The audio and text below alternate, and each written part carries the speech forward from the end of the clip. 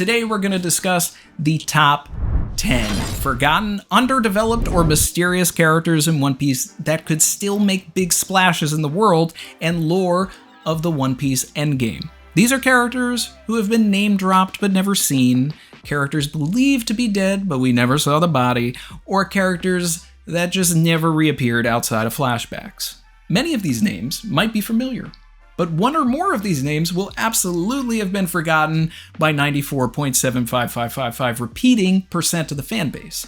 So, like, comment, subscribe if you're feeling the vibe. But first, let's discuss the sponsor of today's video, CookUnity. CookUnity is a chef-to-table platform that delivers freshly prepared restaurant-quality meals directly to your door. Basically, they make the food, bring it to you in a well-packed, sleek freezer bag or box, and all you have to do is heat it up. CookUnity is partnered with over 90 chefs from top restaurants across the US to bring their signature dishes to your table every week. Now, with work and a toddler that basically only eats peanut butter and jelly sandwiches, my life, my wife's life, can get pretty busy and doesn't always leave time for fully prepared home-cooked meals every night. Sometimes it's really just easier and cheaper to turn on the oven or the microwave and zap a meal. At least with CookUnity, you're eating fresh ingredients and not something loaded with nasty preservatives that you're gonna regret later and pay more for in the process. Now, for my tasting, I doubled up. I had Stacey Barang's Thai pineapple fried rice with cashews and Ruben Garcia's lime hanger steak with chimichurri sauce. Pineapple fried rice is my go-to at any Thai restaurant, and Stacey's dish can hang with the best of them. Definitely a go-to. And I'm pretty picky when it comes to my steak, but I was really impressed with how lean Ruben's steak was. Love that. And the chimichurri sauce really pushed it over the edge. The website, super easy to navigate and get set up. First, you pick your desired amount of meals each week. You can start at 4 or max out at 16. Then choose the individual meals that you want. Set your delivery date and boom. Use promo code SAVAGE50 or go to cookunity.com/savage50 to get 50% off your entire first order.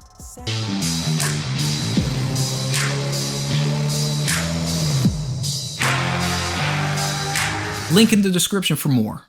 Now, let's dive into the video.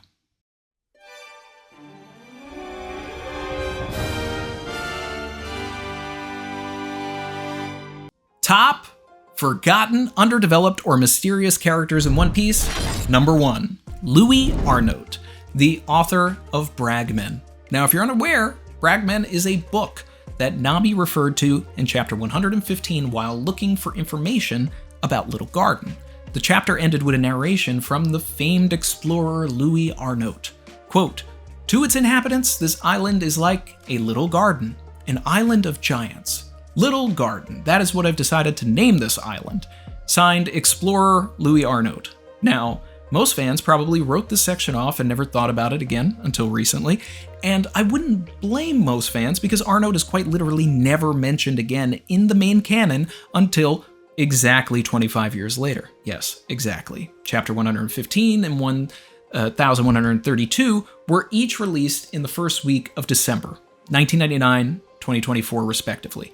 Now, there was mention of Louis Arnaut in the light novels for Ace, as Arnaut's book Bragmen is part of the inspiration for Ace's right-hand man Masdeuce's journey at sea. He wants to write a book that will beat Bragmen.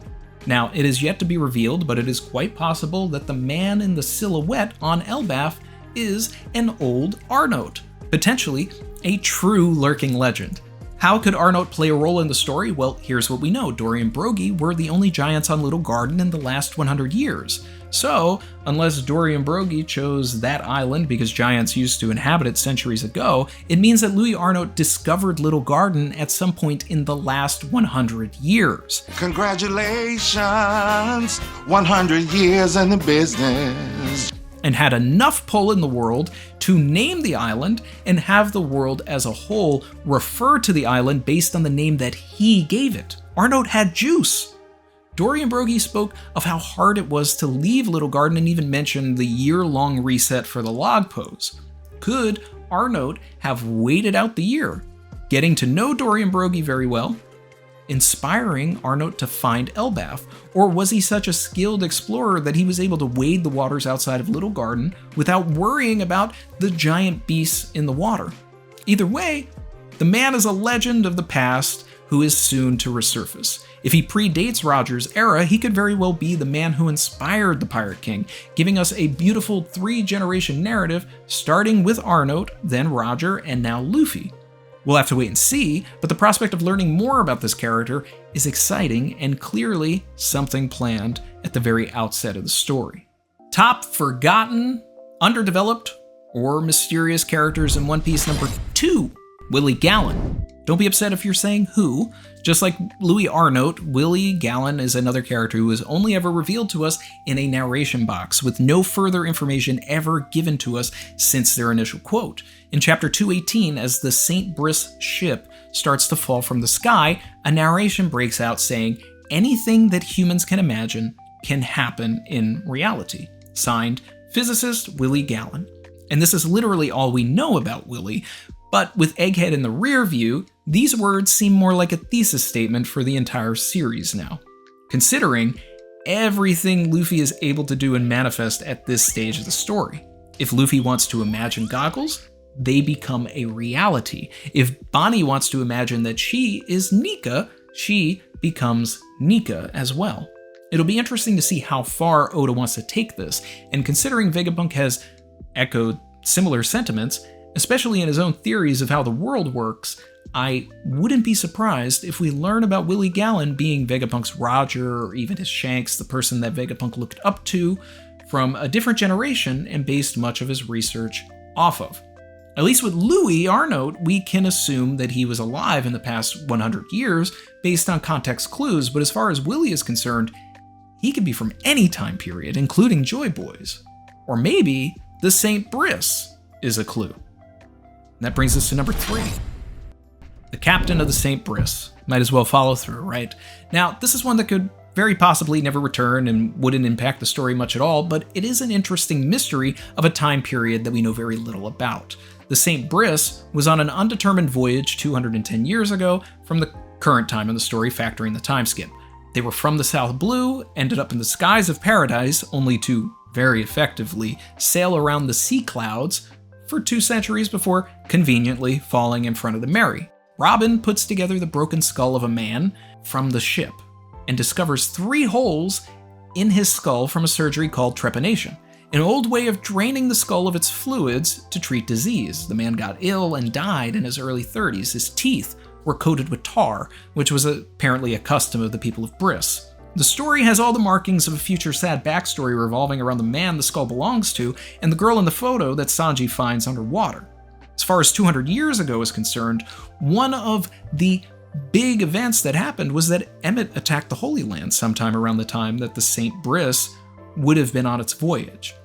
Could Oda connect these events in some way? What if Emmett was formerly in hiding on Skypiea, or a different sky island, to be out of Imu's reach, and the people of Brice accidentally or purposefully sent Emmett back to the Blue Sea, leading to the Brice ship getting sentenced to cloud drifting for their crimes, and Emmett eventually to assault the Holy Land. Hopefully we find it all out one day. Number 4, Calico Yorkie. But wait, Randy, he's dead. Is he? No body, no death. Yorkie contracted what appears to be tree fever. Only 300 or so years after Nolan's death, Yorkie and the Rumbar Pirates no longer knew what this disease was, as modern botany seems to have died as an art with Nolan. Luckily, Usopp seems to be bringing it back. Regardless, the Rumbar Pirates didn't know how to treat the disease and sent Yorkie sailing into the Calm Belt. They basically cloud drifted him like the St. Brice to die at sea. Only there are islands in the Calm Belt, and one that is very well known for using its foliage and island resources as a cure for diseases. Yorkie could be dead, or the Kuja could have rescued him on Amazon Lily. If the government wanted to suppress the cure for tree fever, Amazon Lily being unaffiliated would not have gotten that memo. And considering they cured Luffy of his joke mushroom disease, I can't imagine why they would not have been able to cure Yorkie just as easily as Nolan treated the Shandians of Jaya. It's a great out, that readers would generally not expect much, kind of like the ice time capsule being used on Saul. The out is there if Oda wants to explore it, and you can check out my Luffy's lineage theory if you want to hear why I believe that Yorkie could have potentially been a member of the Rocks Pirates, in a relationship with Gloriosa, and be Luffy's other missing grandfather. Number 5. Rocks D. Xebec. This one's an obvious one and a no-brainer. We're nearly guaranteed to find out more information on this character, but I am still very much hoping that Xebec is more nuanced than we're being led to believe. Most of our information on Xebec has come from Sengoku, who in my opinion, as a Marine, is not a reliable narrator when it comes to a character wanted by the government. According to the world government, Luffy is the worst pirate in the world, a menace who will not stop at anything until he's taken over the world. It's propaganda. I believe what we've heard of Rocks is also potentially propaganda, and it's possible that he was a good guy, or at least a well-intentioned anti-hero. He's going after celestial dragons. What's wrong with that? He has Whitebeard on his crew. Why would Newgate bend the knee to the worst person in the world? I believe that Blackbeard looks up to the propaganda of what the world painted Xebec to be, not the reality of Xebec. Roger didn't start looking for the poneglyphs or taking prophecy seriously until after God Valley, so I'm interested to see what kind of conversations Xebec and Roger had during that event. Did Rocks inspire Roger before his death? Is he dead? All great questions. Honorable mentions go to Xebec's other crew members, Captain John and Silver Axe, who apparently later became General Zombies for Moria. And there's also Shiki, who is canon. He did escape Impel Down. The events of Strong World may not be canon, but we also did see him in the Odin flashback, and we did see him in the Kuma flashback. Does Oda have plans for Shiki in the main story? Mysterious characters in One Piece number 6, Scopper Gaban. Tied with Gin for everyone's favorite silhouette speculation in the story, fans expect that because Rayleigh became a huge part of the story, Roger's number 3 man should also pop up and be just as relevant. I'm going to be contrarian on this one and say that the story doesn't really need a proper Scopper arc outside of a cameo, but this one is on the list for you guys. I like the idea of certain characters just retiring and staying out of the limelight, like Crocus isn't itching to join Ragnarok at Elbaf, and neither should Scopper. But as an inversion to the archipelago, it would be neat to have him show up and maybe teach the rest of the crew hockey, but I think his presence is unnecessary outside of any further Roger backstories. But to state a case for Scopper in the story, Ripley's yet-to-be-revealed younger husband could be Scopper if it's not Louis Arnott, paralleling Rayleigh shacking up with Shaki, a former Amazon, and Ripley being the true definition of an Amazon. The silhouette on Elbaf is very close to the infamous cover story panel of Crocus and an unnamed individual. This person being Scopper could make sense, but it's not my favorite option. But you let me know your thoughts on Scopper. Number 7, Tritoma, the former empress of Amazon Lily who replaced Shaki and was later replaced by Boa. Gloriosa referenced this individual, albeit never by name, during Amazon Lily as an example of someone who we are led to believe actually died of lovesickness. We only recently learned more about Tritoma in SBS 109 this year, which cleared up some community confusion because most fans seem to have believed the order of succession to have been Gloriosa, then Shaki, then Boa. Even the SBS asks Oda why the story would lie about Shaki being dead, but in reality, even though it is confusing, it was explained to us that the order was Gloriosa, Shaki, then unnamed, then Boa, with Tritoma being the formerly unknown, unnamed empress. We also know that the cure for lovesickness is to go abroad. Shaki went to the archipelago with Rayleigh and didn't die. Boa went to Impel Down with Luffy and didn't die. Gloriosa survived by going abroad with someone that we don't know yet. My pick is Calico Yorkie, but Rocks is also possible and acceptable. Regardless, it is more interesting if Tritoma is dead, but I can't rule out that Tritoma actually survived. And my headcanon has been for years, even before we had her name, that the underdeveloped Empress could actually be Luffy's mother. Luffy was born the same year that Boa, Sandersonia, and Marigold were captured and became slaves. It could be interesting if their capture was actually intended for Tritoma, so the government could extract information on Dragon, who was active at the time. As far as symbolism goes, we know that there is no wind in the Calm Belt, so I'm a big fan of a man associated with wind falling in love on an island that doesn't have any. And Kuma sending Luffy specifically to Amazon Lily has always been suspicious. If Kuma was sending Luffy there because he knew about Dragon's potential past relationship with Tritoma, that could be an interesting thing to learn later. Now, alternatively, Tritoma suspiciously relinquished her position to Boa the same year that Luffy and Shanks met. Could there be a connection between Shanks and Tritoma? I favor the Luffy connection more, but there are a lot of mysteries still surrounding the parents of the crew. None of the other parents, like Frankie's or Zoro's, are on this list, but they would make good additions, and I'll save my thoughts on that specific topic for follow-up videos.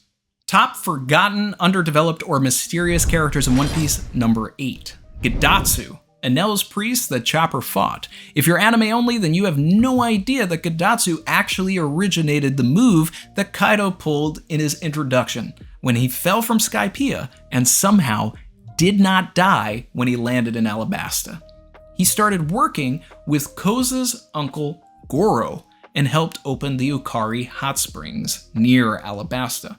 Most cover stories have found ways to connect to the main plot. Kobe getting trained by Garp, Django becoming a Marine and chasing the Straw Hats, Hachin, Kami, and Papagoo found their way into the Ace story, Ace's hunt for Blackbeard, obviously, Caribou getting captured and going to Wano, etc. But Gidatsu's cover story has never once been mentioned in the main canon. My thinking is that Alabasta could potentially get the Lulusia treatment, but since Gidatsu helped create underground tunnels to Ukari, the citizens of the country will survive by going to the hot spring island. Hopefully, Oda finds a way to tie this all back into the main story. And I'm not putting Enel on this list because everybody is waiting for Enel's cover story to come back around, but it is interesting that Gidatsu starts working for a man named Goro when Enel's devil fruit is the Goro Goro no Mi. Top forgotten, underdeveloped, or mysterious characters in One Piece, number 9. Wang Zhi, Ochoku, the former ruler of Hachinosu. Was he a former emperor? A warlord? How did he have control of the premier pirate island without the status of Blackbeard? We need more context on the Rocky Port incident beyond what Oda recently told us in his Q&A. We now know that Law, Blackbeard, and Kobe apparently worked together to take him down, but where is Wang Zhi now? Is he dead? Is he an impelled down? Is he on the run? Seems like we're bound to get more context on this guy in the future, but his past is just as interesting. He's a former member of Rox and has a real-life pirate that his name is based off of, who was essentially a real-life warlord hunting pirates for the government. So it will be interesting to see how much of the real-world Wang Zhi makes it into the fictional version's story. Could he be a good-hearted character like Whitebeard? Or will he be ruthless like Kaido and Big Mom? Wait and see. Number 10. Hanafuda. You'll be forgiven for not knowing this character. Oda only revealed him in an SBS this year.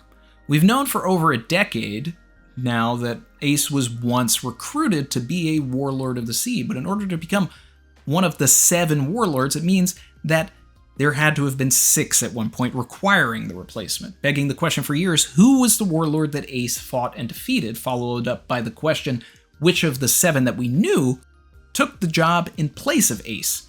We now know that Kuma was the replacement, but either way, this spawned dozens of theories over the years, and we finally have a name, Hanafuda. Oda was also gracious enough to give us a design for this character, in addition to some context that seems to tie him potentially to Kaido, as he was out in the world hunting for ancient Zoan devil fruits. Is this how many of the Tobiropo got their fruits? Did he find any fruits that were confiscated by the Marines? Could this be how Drake got his fruit, further tying him to the Tobiropo? I'd love to know what drove Ace and Hanafuda to fight, and if the outcome was death or just disgrace like Moria's defeat by the hand of Luffy. I don't expect Hanafuda to play a huge role in the current story, but more context on his past would be fun. Thank y'all for taking on this ride with me. Yeah. You know what? Here go 2 more for y'all. Yeah. Top forgotten, underdeveloped, or mysterious characters in One Piece, bonus number 11. Kureha/Kureha's family. Kureha is one of the most mysterious characters in the series, and her catchphrase about wanting to know the secret of her youth is still something unsolved to this very day. There's been plenty of time dilation theories floating around in regards to Elbaf, and while I'm not entirely sold on that yet, it could be interesting if Kureha knew Louis Arnaut. Maybe Arnaut was a former flame, or is a child of hers. The timeline works. When Nami arrives at Drum, Kureha immediately knows that the disease is brought on by Kestia and how to treat it. Could she have been on Little Garden with Arnaut? Could Arnaut have the same longevity? Or is Kureha truly a recipient of the Perpetual Youth operation as long theorized since Dressrosa by many? I believe that Kureha is a character who we will eventually learn a lot more about before the end of the series, considering she knows about the Will of D and spoke of Roger by his birth name. Feed us more info, Oda. And before we get to the final bit of the discussion, a joke pick. Axe Hand Morgan. Oda deemed it necessary to show that Morgan got away in the Kobe, Helmeppo, and Garp cover story. Is there a story reason for this? Did Morgan become a pirate in retaliation? Will we see him again? Impel Down 2.0, maybe? Perhaps Helmeppo's epilogue will involve tracking down his father. And lastly, the man marked by flames. I didn't want to attribute a number to this option because I feel like any number of characters mentioned in this video could be revealed to be this legend, in particular Arnaut, Yorkie, or Wang Zhi, with my personal favorite being Yorkie.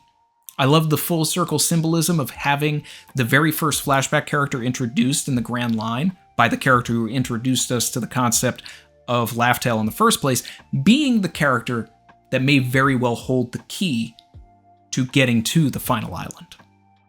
But let me know in the comments which of these characters you're most interested in seeing or learning about, if there's one on this list that you hadn't considered, or if there is a forgotten character that you have of your own that you think should be on this list that I forgot. Let me know. But that's it for today. Like, comment, subscribe if you're feeling the vibe.